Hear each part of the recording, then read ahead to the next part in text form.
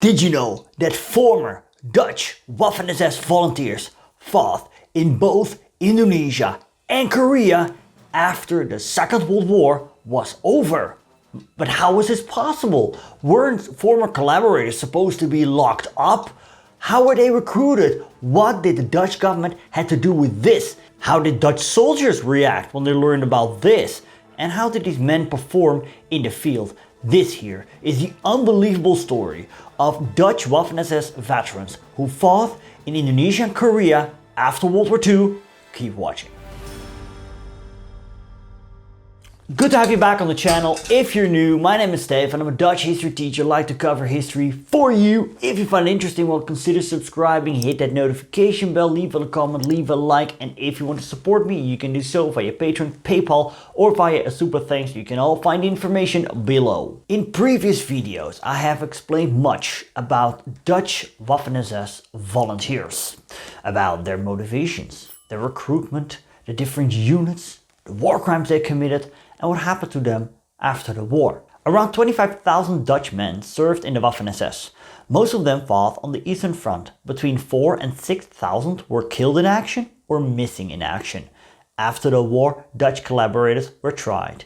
In the book Veldgrauw, written by Evertjan van Roekel, around 6,800 former Dutch Waffen-SS volunteers were punished. Most Waffen-SS volunteers were sentenced between 5 to 10 years in prison for serving in a foreign military service against the Netherlands and its allies. With eased circumstances, this could be brought down to 3 years. And with aggravating circumstances, such as having served in the Dutch armed forces before, sentences could go up as high as 15 years. Sentences like life imprisonment and the death penalty were rare, and from 1948 large-scale pardons were given. Already in 1945, a Dutch commander complained about how many Dutch collaborators were locked up and how many soldiers had to guard these collaborators and could therefore not be deployed abroad. In June 1945, the Dutch Catholic Church issued a memorandum in which was proposed that Dutch Waffen-SS veterans had to be released and deploy them in Asia. It was said that most who had volunteered were no ardent Nazis, but rather anti-communists, adventurers, and people from broken families that wanted to run away. Certainly no war criminals, the memorandum read. Now, it is true that many of those who volunteered were no ardent Nazis, but whether this acquits them of war crimes is hard to say. Even those who were not idealists could be dragged in the war of annihilation that was waged in the USSR. Anyhow, locking these people up for a long time was not the way to go according to the clergy. Instead, these SS soldiers who sinned with arms against their people could be given the opportunity to serve those people with arms and thus rehabilitate themselves. Another benefit was that 15,000 experienced soldiers could be deployed in the East. Now, those who wrote the memorandum were aware of the objections that could be raised. But here's the thing. It is not exactly clear who wrote the memorandum and if the clergy had any consultation with each other. It seemed that clergy from the south of the Netherlands wrote the memorandum, and it does appear that the initiative was widely supported in the ranks of the Roman Catholic Church in the Netherlands. In order to keep it a secret, it was not signed nor published. A second memorandum followed a month later. Again, it was not signed, and it had basically the same content as the previous memorandum. A major difference was that now it was proposed that the former collaborators had to serve in penal battalions and deploy them in the toughest missions against Japan, because then the war against Japan was still waged. It was estimated that 90% would perish in the battles against Japan. This was intended to convince those who opposed the proposal. Also, penal battalions were cheaper than prisons. We do not know how the Dutch government reacted to this proposal. There's no evidence it had been discussed in the first place. Most likely the Dutch government took it for granted and then ignored it. But Dutch Waffen-SS veterans did end up in the East, not fighting against Japan, but fighting against the Indonesian nationalists in the Indonesian War of Independence. To discuss how this happened, we need to discuss why there was a war in Indonesia in the first place. For centuries, Indonesia, the Dutch East Indies, was a colony of the Netherlands, and that was till late 1941, early 1942, when the Japanese Empire carried out an invasion and took over the colony. Dutch colonial rule was put to an end, to make way for Japanese colonial rule, which was, for its relative short time that it lasted, compared to Dutch rule, far worse than the Indonesian population could have imagined. It was characterized by famine and forced labor. Europeans, and also to some degree Indo-Europeans, were interned by the masses. On the 15th of August 1945, Japanese rule came to an end. Indonesian nationalists Sukarno and Muhammad Hatta declared independence. What followed was a chaotic period that became known as the Bersiap. Indonesian youngsters, known as Pemudas, hunted down Europeans, Indo-Europeans and Chinese and slaughtered many of them. The death toll remains disputed, 3,500 to 30,000. Research from 2022 counted the number of 6,000 deaths. Meanwhile, the Dutch government prepared the re-establishment of colonial rule. The British, who had taken over in the meanwhile, they issued the Dutch to start negotiations with the Indonesian nationalists. The Dutch started negotiations with Indonesian Prime Minister Sultan Syahrir, and at the end of 1946 the Linggadjati Agreement was signed. The Dutch government nevertheless sent soldiers to the archipelago to restore order by force and take down the Indonesian Republic. First these were volunteers and later conscripted men were sent. The first contingent of conscripts was sent in September 1946. A total of 100,000 conscripts, 30,000 volunteers and additional professional soldiers and soldiers of the Royal Netherlands East Indies Army, the KNIL, around 220,000 soldiers were deployed by the Dutch against the Indonesian Republic. In May 1946, before the first contingent of draftees was sent, Dutch General Spoor requested an additional 10,000 men. During a meeting, Prince Bernhard, the German-born husband of Queen Wilhelmina, proposed the idea of sending interned Waffen-SS veterans to the Indonesian archipelago. The Dutch minister rejected this proposal, stating it was not good for morale. Prince Bernhard immediately showed his understanding and stated that if he was in the minister's shoes, he would have done the same. Interesting is the argument used by the Dutch minister. He said it was bad for morale. He did not say these people should be locked up or the fact that it could lead to a public outcry. Bernhard's proposal is also quite peculiar, because in September 1944, when the Allies were liberating Belgium from the Germans, Dutch forces captured a number of Dutch Waffen-SS soldiers, and Prince Bernhard, he proposed to execute 200 of them. The Dutch commander at that time, de Ruyter von Stevelink, refused to carry out this order. Later, a special court of justice, a court responsible for trying defendants accused of committing high treason and war crimes, issued a report. In it was stated that the Dutch Waffen-SS soldiers on the Eastern Front had acted brave and did not resort to barbaric behavior unlike their German soldiers. In some cases, it was said the Dutch had criticized the Germans for their behavior, which provoked the increasing partisan resistance. I did make a video about the crimes of the Dutch Waffen-SS volunteers on the Eastern Front. Anyway, the report stated it was counterproductive to lock these people up, and it was a better solution to station them in remote areas of Indonesia. After World War II, an estimated 10,000 Dutch who had served for the Germans were detained. Among them, the rumor spread that they could serve in Indonesia and therefore rehabilitate themselves. While detained, many made requests. Even from camps in Germany, requests of interned Dutch collaborators came in, but they acted on nothing more than a rumor. The Dutch government never started recruitment among detainees.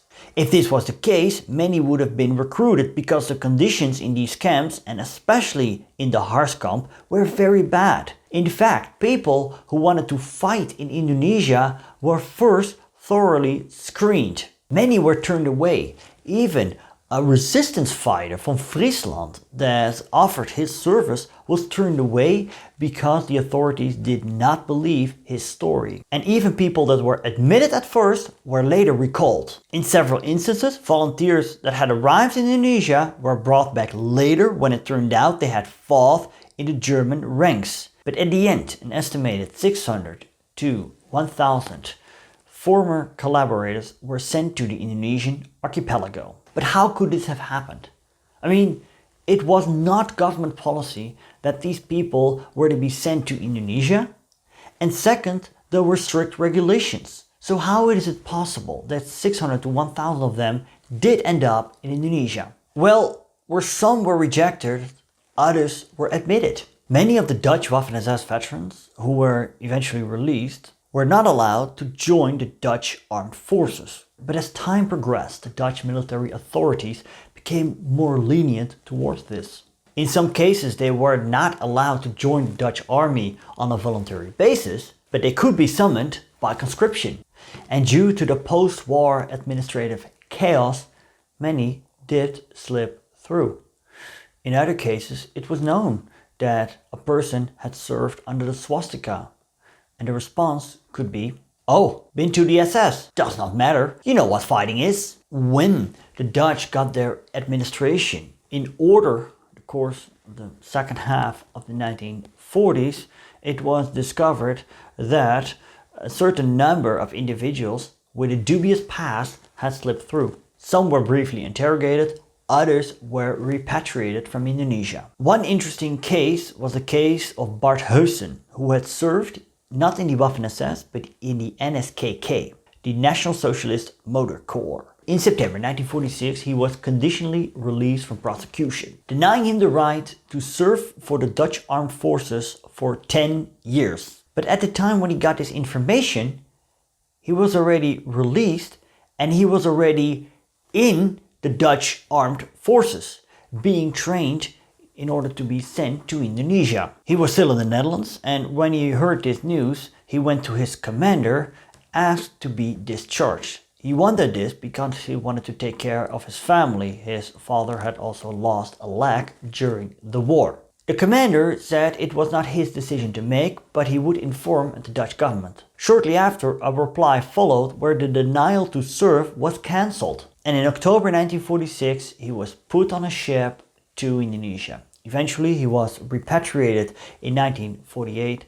Unfortunately, he would die a few years later due to TBC. Repatriation from both volunteers and conscripts from the Indies was not so easy. An attorney general from Den Haag requested the extradition of a former NSB member who had worked for 2 years in the notorious Nazi camp Erika near Ommen in the Netherlands. The same goes for another collaborator. He did not succeed in getting him extradited. And the same goes for another collaborator who had been involved in the arrest of several people in hiding as well as resistance members. During the Second World War, ideas of what to do with collaborators came up, and some argued to deport them all to remote overseas outskirts of Suriname or New Guinea. It never came to mass deportations like this. Yet in 1947-48, 3 groups of former Dutch collaborators were sent to New Guinea. They were not sent as soldiers, but sent as civil workers. This would release pressure on the Dutch prison system. In May 1948, the first contingent of 119 men left for Hollandia. The next year, a second group of 99 persons followed. A few months after that, a third group of 29 persons arrived. Upon arrival, there was friction with the local Dutch population, therefore they were relocated to a remote island named Biak. I read there were problems with discipline and some were repatriated. Late 1949, the remaining group was sent back to the Netherlands, although 33 of them decided to stay in New Guinea. New Guinea would remain a possession of the Netherlands after the Indonesian War of Independence, but eventually Sukarno managed to claim this territory, also with success. I do not know what happened to the 33 who stayed behind, whether they remained in what was now Indonesia or came back to the Netherlands. Lesser known is the fact that the Dutch army also fought in Korea during the Korean War. Till the end of World War II, Korea was occupied by Japan. When the Japanese surrendered, the peninsula was divided. The Soviets occupied the north and the Americans the south. 2 states emerged from this, commonly known as North and South Korea. The north was communist, the south was capitalist. On the 25th of June 1950, the North Korean army invaded South Korea, and in a short time they had almost overrun the entire Korean peninsula. The United Nations Security Council came together, and due to the absence of the USSR, North Korea was labeled as an aggressor and the UN came into action. The Netherlands was also asked to deliver troops for this mission. Now, the Dutch government wasn't eager. The Indonesian War of Independence was just over, and on top of that, the Dutch government wanted to focus on the rebuilding of their country after World War II and did not want to send troops to Asia. Pressure by the United States followed, and eventually the Dutch government acquiesced to send a battalion of volunteers to Korea. In October 1950, 631 soldiers were sent. A total of 418 Dutch military personnel were deployed in Korea in the period of 1950 to 1954. In addition, 1,896 Marines were involved. Eventually, 120 of them would be killed in action. The number of Dutch troops involved in Korea was much smaller than in Indonesia. Shortly after the first soldiers were shipped, a member of parliament, who was from the Dutch Communist Party, the CPN, accused the government of sending former NSB members and Waffen-SS veterans. Contrary to the war in Indonesia, now it became publicly known that former collaborators were sent to Korea.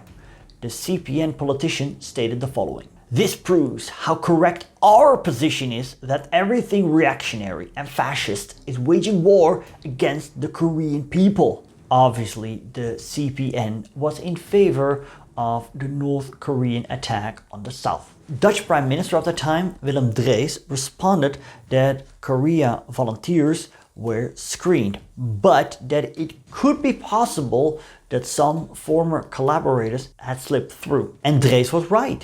Volunteers had been screened. Some were even denied. One officer with a dubious past wanted to serve in Korea. He was denied. He then proposed to be sent as a rank-and-file soldier instead. Again, he was denied.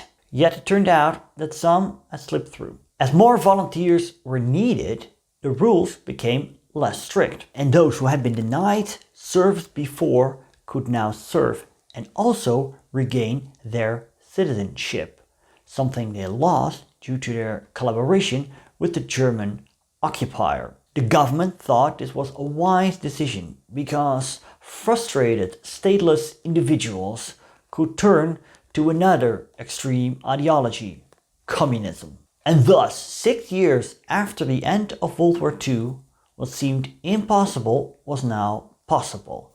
Political delinquents were sent to serve in Korea. How many Dutch Waffen-SS veterans had been sent to Korea? Gerrit Valk, who did extensive research on this, estimates 40 to 70. When this became known to the Dutch public, there was not much outcry, and the reason was simple. World War II had been over for a few years now, and also there was a new enemy now. This was the time of the Cold War, and the new enemy was communism.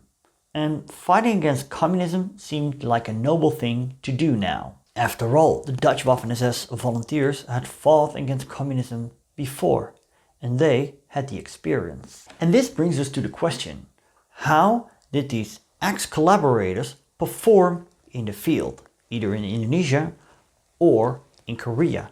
Because they sure had the experience when they had fought on the Eastern Front during the Second World War. And because of their experience, regular soldiers could benefit from this. A former Waffen-SS soldier, Jan Nissen, knew that if there was one thing you should definitely not do, was to halt in an open area where the enemy could fire on you. He was irritated by his officer, who stood there in an open field, just took all the time in the world to study the map.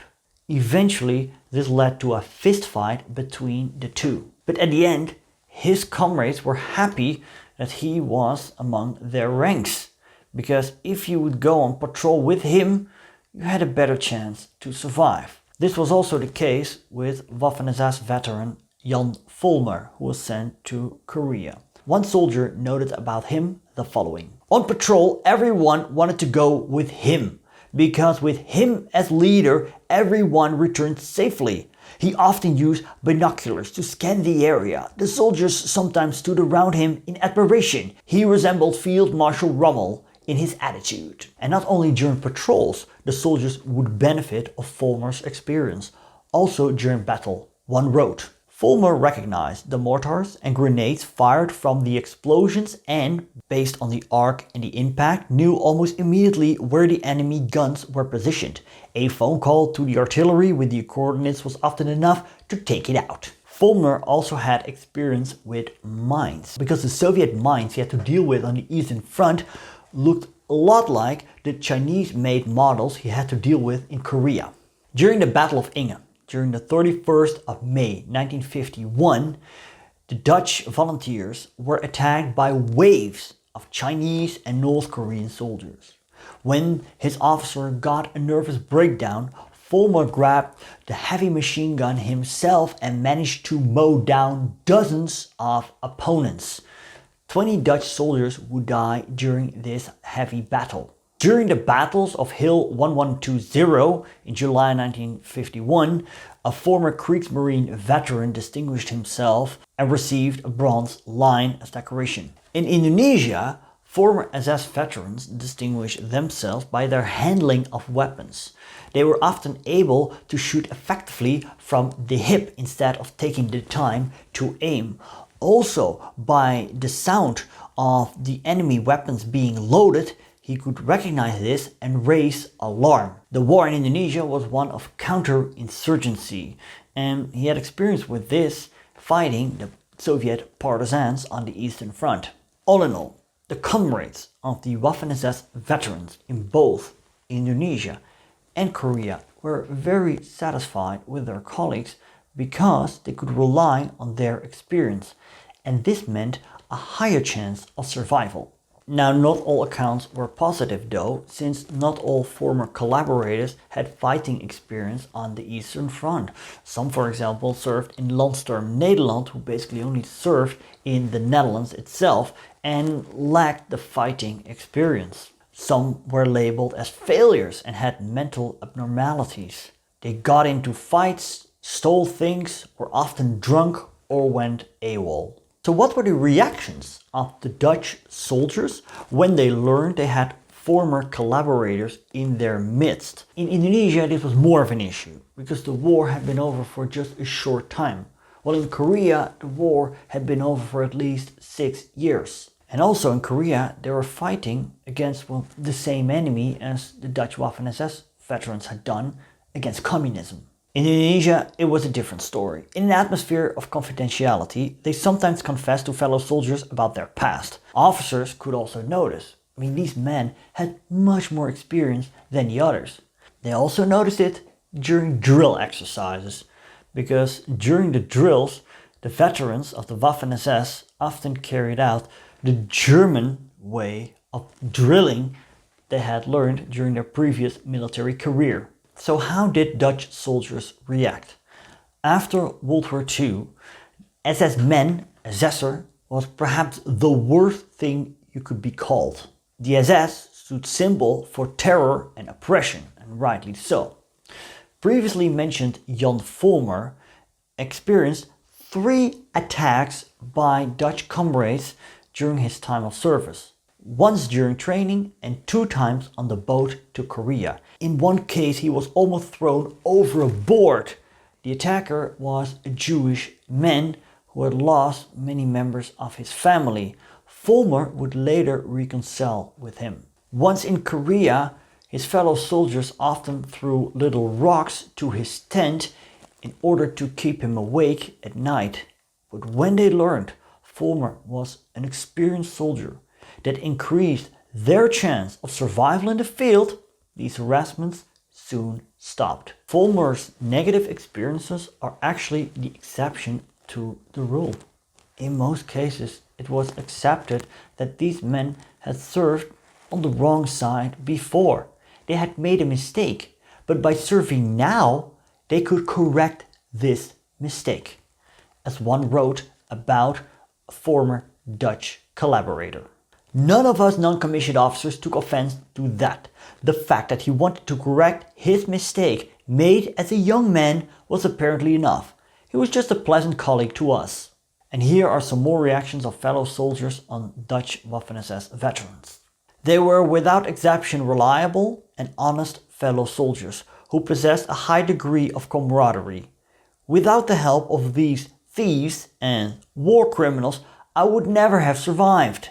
These mild responses can be explained by the shared danger and mutual dependence on the field. The chain is only as strong as its weakest link. Soldiers had to work together and rely on each other in order to survive, and mutual distrust would hinder this. In 1969, some 2 decades after the Indonesian War of Independence had ended, Dutch veteran Joop Hutting claimed Dutch soldiers had committed war crimes on a large scale. What followed was an investigation about the Dutch war violence during the conflict, which resulted in the Excess Memorandum, which concluded war crimes had been committed, but these were mere incidents. Historian Rémy Limpach did extensive research in 2016 and concluded something different. This study, the Excess Memorandum, makes it clear that this claim does not hold. The extreme Dutch violence clearly did not involve a few incidental cases or regrettable exceptions. Dutch soldiers were structurally guilty of mass violence, and certain units did this systematically. The latter means that excessive force was a part of strategy, a system. Mass violence was an integral part of the overarching colonial policy. The question is whether former Dutch Waffen-SS soldiers were involved in war crimes.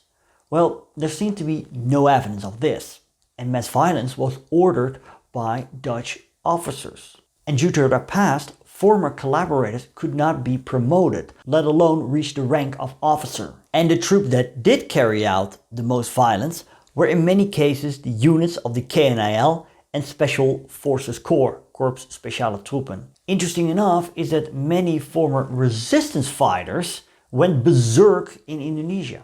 For example, Fons Wijnen, who could be held responsible for the Rawagede massacre, in which Dutch troops slaughtered over 400 Indonesian civilians. After the wars in Indonesia and Korea, the Dutch Waffen-SS volunteers who had served in either Indonesia or Korea found it hard to adapt to society. They struggled with feelings being dumped by the Dutch government. This was especially the case for those who had served in Indonesia.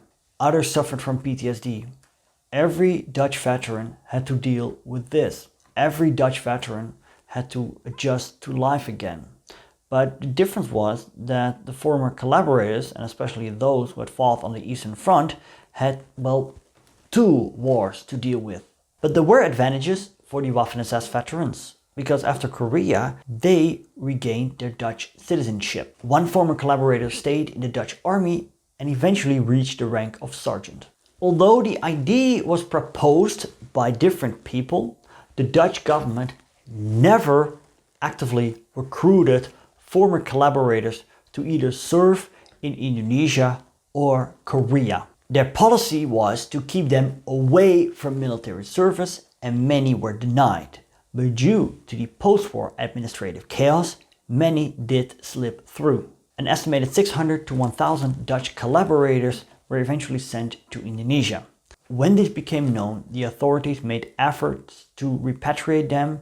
In some cases they succeeded in this, but due to the administrative post-war chaos, many cases they did not. The Dutch authorities did send a number of 250 civilian workers, that were former collaborators, to New Guinea in 1947-48, and most of them returned in 1949. An estimated 40 to 70 former collaborators served in Korea. Initially they were also not welcome to join, but eventually the Dutch government got more lenient and many were admitted, especially because as a reward they could regain their Dutch citizenship. In the field, these men proved to be experienced soldiers, and in times of danger, their comrades often embraced them as it was a matter of life and death. During the Indonesian War of Independence, it became not known to the public Waffen-SS soldiers were deployed overseas.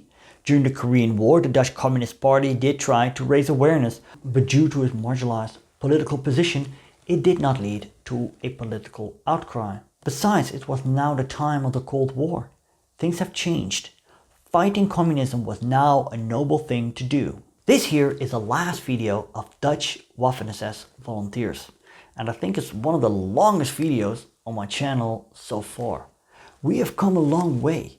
We've talked about their motivation, recruitment, training, the different units, the war crimes and life after the war. If you have not seen the previous episodes, don't worry, the playlist is right here. Thank you so much for watching, and I'll see you later.